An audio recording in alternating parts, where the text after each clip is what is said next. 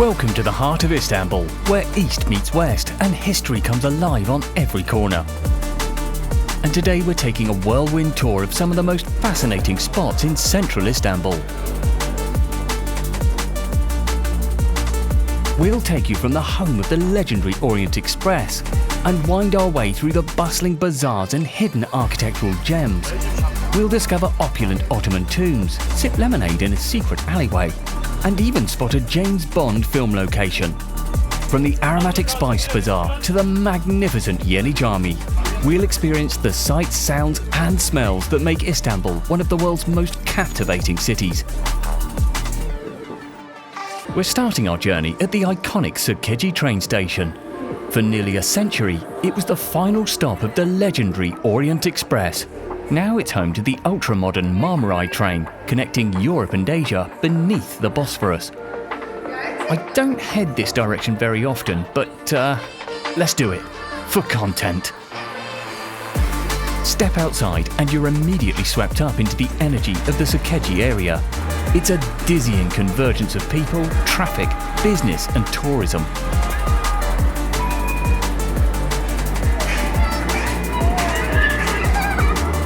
Watch your step as you dodge trams, taxis and crowds of locals and tourists alike.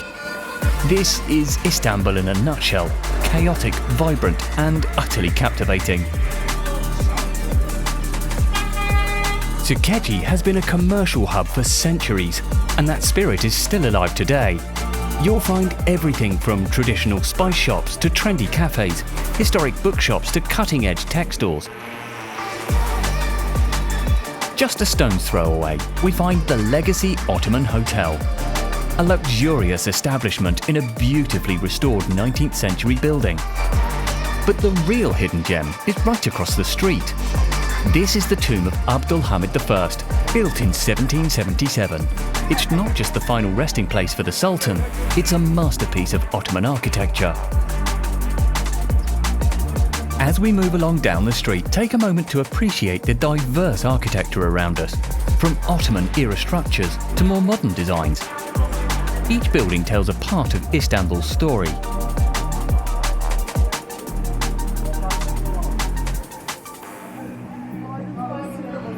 Let's take a quick quiet detour to the Han 1772 Hotel.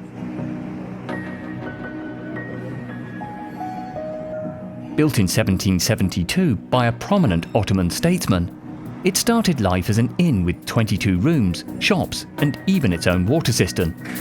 It's now a luxury hotel with this amazing restaurant.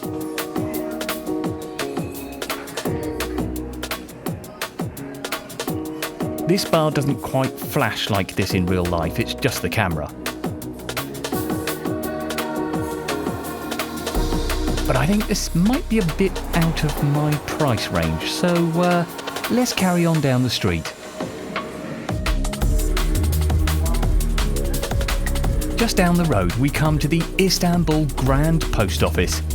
Building was begun in 1905 to serve as the Ministry of Post and Telegraph building. The building was renamed the New Post Office in the 1930s. It's one of the first examples of the first national architecture movement.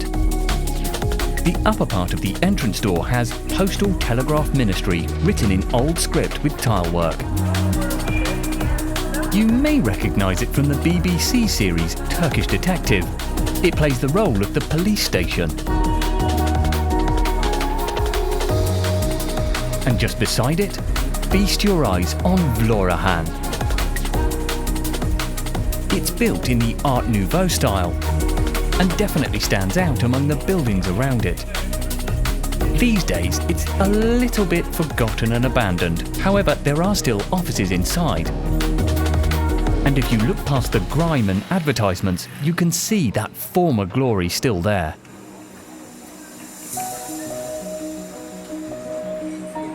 All this exploring is thirsty work. Let's go and grab a quick lemonade break. Here's a pro tip. It's sometimes better to duck down a side street and search for somewhere a little bit more hidden away. It's often cheaper and sometimes better quality than the main tourist strips.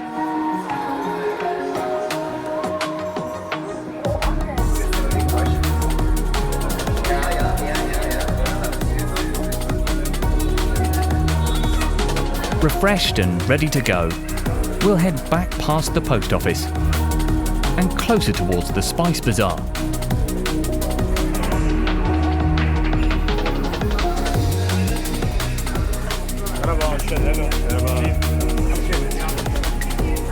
This is where you'll start to see shops appearing and a market-like atmosphere developing. But first, we get to this five-way intersection. It's a microcosm of Istanbul's blend of old and new. On one corner, there's the Sekeci Lokantası 1921, a restaurant that's been serving delicious Turkish cuisine for a century. Built in 1918, it now contains a very nice restaurant that, again, might be a bit pricey for me today. Right opposite is the Orient Bank Hotel. Built in the early 1900s by a Prussian architect, August Jasmund, for Deutsche Orient Bank, which was the Ottoman establishment of Deutsche Bank. You may recognise it from the James Bond film Skyfall, where Bond is seen leaving the Germania Inn at the beginning of the film.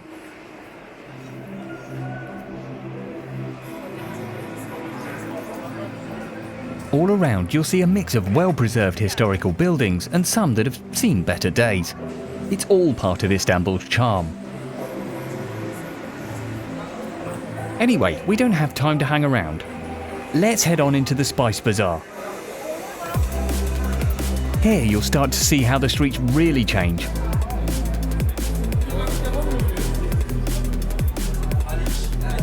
I have never seen this many shoes in my life. I have no idea how you access the top ones. And I'm sure these shirts are 100% authentic. They never seem to have a Bournemouth shirt though. Okay, we've made it. The Muzır Çarşısı. The Muzır Çarşısı. It's a hard word. Muzır Çarşısı. This is impossible. Better known as the Spice Bazaar. Yep, I'll go with that. It was built in the 1660s as part of the new mosque complex. This L-shaped wonder houses 88 rooms bursting with colours and aromas.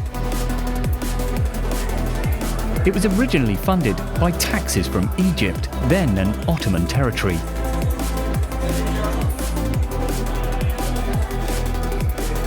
While it's not quite the spice haven it once was, it's still a feast for the senses.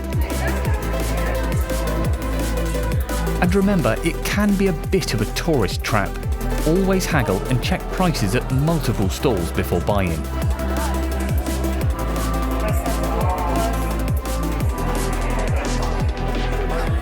Step outside the bazaar and it really starts to get crazy. This corner is the home of the Mehmet Efendi coffee shop. The family, which has been involved in coffee production since 1871, built this building in the 1930s and their business continues to this day, one of my favourite coffees in Turkey. But it is the busiest corner in Turkey. I can only do so many minutes of walking around this. The streets get narrow and the crowds get crazy. And bear in mind, this is a Thursday afternoon. This isn't even busy. It gets crazy at the weekends to the point where you can't even move. Haggling and shouting for attention. It's a sensory overload.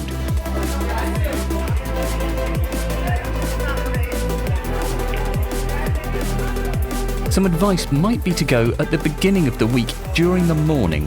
It tends to be a bit quieter. You'll find everything from kitchen sponges to wallpaper here, and it's often at much better prices than inside the bazaar.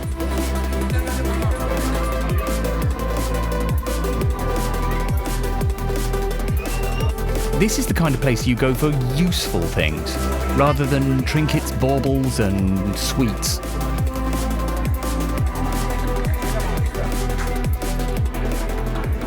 And here's a cool thing to do. Take a look up through the awnings. I love catching glimpses of hidden architectural gems above the hustle and bustle. And speaking of hidden gems, we've just stumbled upon the Rustam Pasha Mosque. Built by the legendary Mimar Sinan in around 1561. And if I'm honest, this was not the mosque I intended to exit the bazaar at. We're not by Yenicon. It's over there. This happens quite a lot. You go into the bazaar and come out in a place you didn't expect to. So yes, we did end up heading back in and find our way to the correct exit. And finally seeing that blue sky and feeling some fresh air. I think I need a coffee. And a little bit of space.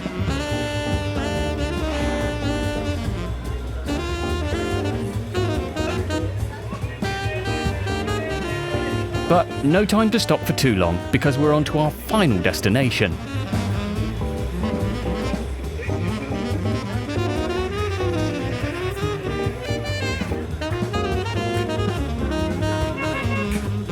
It's the Yeni Cami, or New Mosque as it's called. And don't let the name fool you, it's not new, it was completed in 1665. It's one of the buildings that defines Istanbul's skyline.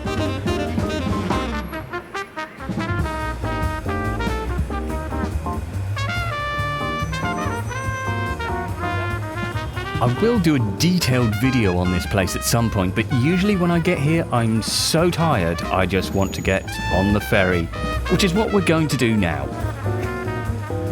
So let's head over to the waterfront of the again crazily busy Eminönü and we'll catch our ferry back to Kadıköy. There are so many faces of Istanbul to explore and we're only touching the surface. If you enjoyed this whirlwind tour, don't forget to like and subscribe.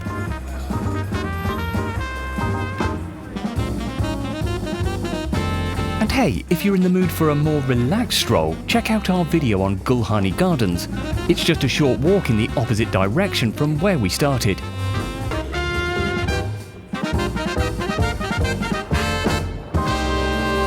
Until next time, this is Jim signing off from the heart of Istanbul. Hoşça kalın.